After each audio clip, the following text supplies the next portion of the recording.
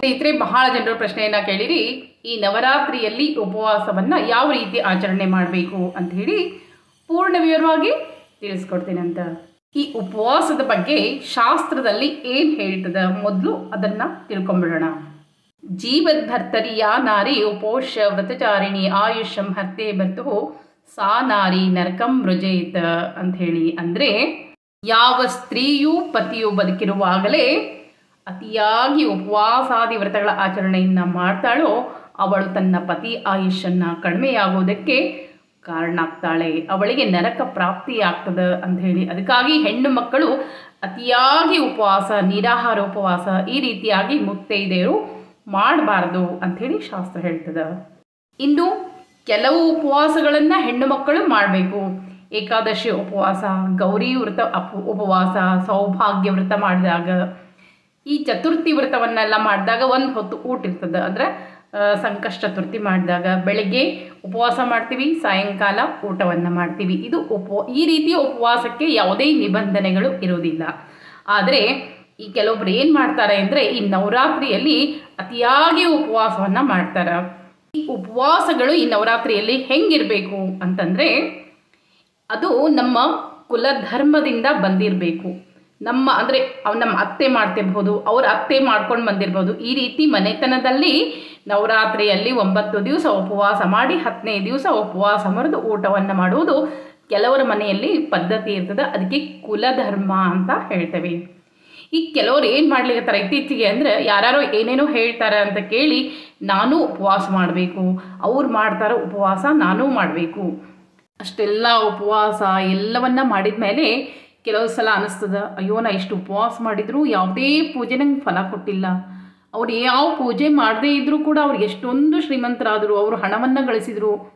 ಈ ಥರದ ಯೋಚನೆಗಳು ನಿಮ್ಗೆ ಬರಲಿಕ್ಕೆ ಶುರು ಆಗ್ತದೆ. ಯಾವಾಗ ನಿಮ್ಮ ಮನೆಯಲ್ಲಿ ಪದ್ಧತಿ ಇಲ್ವೋ, ಯಾವುದು ಶಾಸ್ತ್ರ ಇಲ್ಲದೆ ಮಾಡಿದಂಥ ಅಶಾಸ್ತ್ರೀಯವಾದ್ದು ನಿಮಗೆ ಯಾವತ್ತೂ ಫಲವನ್ನು ತಂದು ಕೊಡೋದಿಲ್ಲ. ಅದಕ್ಕಾಗಿ ನಾವು ಪೂಜೆ ಪುನಸ್ಕಾರಗಳನ್ನ ನಾವು ಮಾಡ್ಬೋದು, ಆದರೆ ಈ ಉಪವಾಸ ಅಂತಹ ಪದ್ಧತಿಗಳನ್ನು ನಮ್ಮ ಮನೆಯಲ್ಲಿ ಇಲ್ಲದಾಗ ನಾವು ಮಾಡಿದಾಗ ಯಾವ ಫಲಗಳು ಸಿಗೋದಿಲ್ಲ.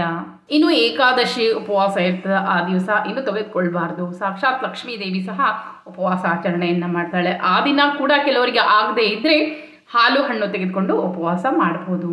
ಅದನ್ನು ಕೂಡ ನಾನು ಹೇಳೀನಿ, ಅವಲಕ್ಕಿ ಕೂಡ ತಿಂದು ನೀವು ಉಪವಾಸ ಮಾಡ್ಬೋದು ಅಂಥೇಳಿ. ಆದರೆ ನಮಗೆ ಆಗದೇ ಇದ್ದರೂ ಸಹ ಕಟ್ಟುನಿಟ್ಟಾಗಿ ನಾವು ಉಪವಾಸವನ್ನು ಮಾಡಬೇಕು ಅಂತ ಹೊಟ್ಟೆಯನ್ನು ಮರಗಿಸ್ಬಾರ್ದು. ಅದಕ್ಕಾಗಿ ಈ ನವರಾತ್ರಿಯಲ್ಲಿ ನಿಮ್ಮ ಮನೆಯಲ್ಲಿ ಪದ್ಧತಿ ಇದ್ದರೆ, ನಿಮ್ಮ ಅತ್ತೆ ಮನೆಯಿಂದ ಯಾರು ಮಾಡ್ಕೋತಾ ಬಂದಿದ್ದರೆ ನಿಮಗವರು ಮುಂದಿನ ಪೀಳಿಗೆಯವರು ಈ ಉಪವಾಸವನ್ನು ಮಾಡಬೇಕು ಅಂತ ಹೇಳಿದರೆ ಉಪವಾಸವನ್ನು ಮಾಡಿರಿ. ಹಾಲು ಹಣ್ಣು ತೆಗೆದುಕೊಳ್ಬೋದು, ಸಾಬೂದಾನಿ ತಿನ್ಬೋದು.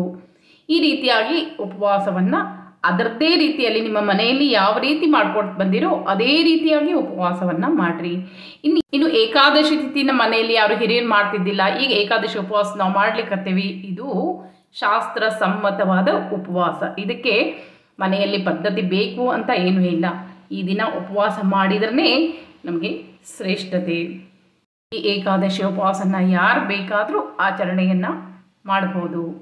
ಶಾಸ್ತ್ರದಲ್ಲಿ ಸ್ಪಷ್ಟವಾಗಿ ಹೇಳ್ತಾರೆ, ವಿಧವಾ ಸ್ತ್ರೀಯರು ಹೆಚ್ಚು ಹೆಚ್ಚು ಉಪವಾಸಗಳನ್ನು ಮಾಡಿ ಭಗವಂತನ ಆರಾಧನೆಯನ್ನು ಮಾಡಬೇಕು, ಅಂದರೆ ಅವರ ಪತಿಗೂ ಕೂಡ ಮೋಕ್ಷ ಸಿಗ್ತದೆ ಅಂತ ಹೇಳಿ. ಆದರೆ ಮುತ್ತೈದೆಯರು ಉಪವಾಸ ವ್ರತವನ್ನು ಅತಿಯಾಗಿ ಮಾಡಬಾರ್ದು ಅಂತ ಶಾಸ್ತ್ರ ಸ್ಪಷ್ಟವಾಗಿ ಹೇಳ್ತದೆ.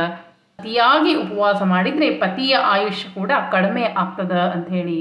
ಇನ್ನು ಈ ಶಾಸ್ತ್ರದಲ್ಲಿ ಪತಿವ್ರತ ಧರ್ಮ ಅಂತ ಬರ್ತದೆ, ಅದರಲ್ಲಿ ಸ್ಪಷ್ಟವಾಗಿ ಹೇಳ್ತಾರೆ, ಸಪ್ತವಾನಾಂ ಹಿ ನಾರೀಣಾಂ ನ ಉಪವಾಸ ಅಧಿಕಂ ವ್ರತಂ ಪತ್ಯಾಜ್ಞಾಚರೇದ್ಯತ್ತು ತತ್ತು ತಾಸಾಮೃತಂ ಪರಂ. ಅಂದರೆ ಮುತ್ತೈದೆಯರಿಗೆ ಉಪವಾಸ ಮುಂತಾದ ಯಾವುದೇ ಅತಿಯಾಗಿ ಇಂತಹ ವಿಧಿಗಳನ್ನು ವಿಧಿಸಿಲ್ಲ. ಮುತ್ತೈದೆಯರು ಅತಿಯಾಗಿ ಉಪವಾಸಗಳನ್ನು ಮಾಡಬಾರ್ದು. ಉಪವಾಸವನ್ನು ಮಾಡಬೇಕಾದ್ರೆ ಪತಿಯ ಅನುಜ್ಞಾ ಆಗಿ ಮಾಡಬೇಕು. ಪತಿಯ ಆಜ್ಞಾನುಸಾರವಾಗಿ ಮಾಡಿದಂಥ ಉಪವಾಸಕ್ಕೆ ಪೂಜೆಗೆ ವಿಶೇಷ ಫಲಪ್ರಾಪ್ತಿ ಸಿಗ್ತದೆ ಅಂಥೇಳಿ. ಇದಕ್ಕೆ ಮಹಾಲಕ್ಷ್ಮಿ ಕೂಡ ಸಮ್ಮತಿಯನ್ನು ಸೂಚಿಸ್ತಾಳೆ. ಅದಕ್ಕಾಗಿ ಅತಿಯಾಗಿ ಉಪವಾಸವನ್ನು ಶುಕ್ರವಾರ ಉಪವಾಸ ಮಾಡೋದು, ಈ ನಾನಾ ಥರದ ಉಪವಾಸಗಳನ್ನ ಇಟ್ಕೊಂಡು ಮಾಡ್ತಿರ್ತೀರಲ್ಲ, ಮಾಡಬೇಕಾದ್ರೆ ಯೋಚನೆ ಮಾಡಿ ಉಪವಾಸವನ್ನು ಮಾಡಿರಿ. ಹೊಟ್ಟೆಯನ್ನು ಮುತ್ತೈದೆಯರು ಮರಗಿಸ್ಬಾರ್ದು ಅಂಥೇಳಿ. ಇನ್ನು ಈ ನವರಾತ್ರಿಯಲ್ಲಿ ಉಪವಾಸವನ್ನು ಮಾಡೋರು ಹಾಲು ಹಣ್ಣುದೆಲ್ಲ ತೆಗೆದುಕೊಂಡು ಸರಿಯಾಗಿ ಉಪವಾಸವನ್ನು ಮಾಡಿರಿ.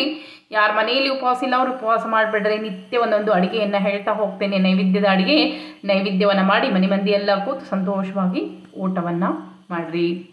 ಶಾಸ್ತ್ರ ಸ್ಪಷ್ಟವಾಗಿ ಹೇಳ್ತದೆ, ಯಾವ ಮನೆಯಲ್ಲಿ ಸುಮಂಗಲೆಯರು ಸಂತೋಷವಾಗಿರ್ತಾರೋ ಆ ಮನೆಯಲ್ಲಿ ದೇವತಾಗಳು ಸ್ಥಾನ ಪಡೆದಿರ್ತಾರಂತೆ. ಅದಕ್ಕಾಗಿ ನಾವು ಹೊಟ್ಟೆಯನ್ನು ಮಲಗಿಸಿ ತ್ರಾಸು ತಗೊಂಡು ಮಕ್ಕಳಿಗೂ ಬೈದು ಗಂಡಿಗೂ ಬೈದು ಆ ರೀತಿ ಮಾಡೋದಕ್ಕಿಂತ ಸರಿಯಾಗಿ ಊಟವನ್ನು ಮಾಡಿ ಅವರಿಗೂ ಇಷ್ಟವಾದ ಅಡುಗೆಯನ್ನು ಬಡಿಸಿ ಈ ಹಬ್ಬವನ್ನು ಸಂತೋಷವಾಗಿ ಆಚರಣೆಯನ್ನು ಮಾಡಿರಿ.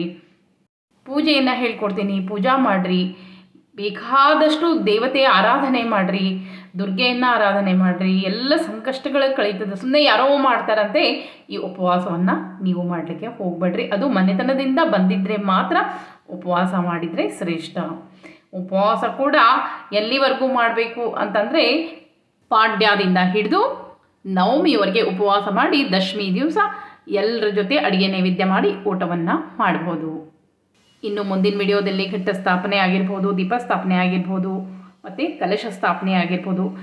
ಯಾವ ಪದ್ಧತಿ ಇದ್ದವ್ರ ಮನೆಗೆ ಯಾವ ರೀತಿ ಮಾಡಬೇಕು, ಪದ್ಧತಿ ಇಲ್ದವ್ರ ಮನೆಯಲ್ಲಿ ಯಾವ ರೀತಿ ಮಾಡಬೇಕು, ಪೂರ್ಣ ವಿವರವಾಗಿ ಒಂದೊಂದು ಬೇರೆ ಬೇರೆಯಾಗಿ ತಿಳಿಸ್ತಾ ಹೋಗ್ತೀನಿ. ಆ ರೀತಿಯಾಗಿ ಮಾಡಿರಿ. ಈ ಒಂದು ನವರಾತ್ರಿ ನಿಮಗೆ ಶುಭವನ್ನು ತಂದು ಕೊಡ್ತದೆ ಅಂತ ಹೇಳ್ತಾ ಮತ್ತೆ ಮುಂದಿನ ವಿಡಿಯೋದಲ್ಲಿ ಸಿಗ್ತೀನಿ. ನಮಸ್ಕಾರ.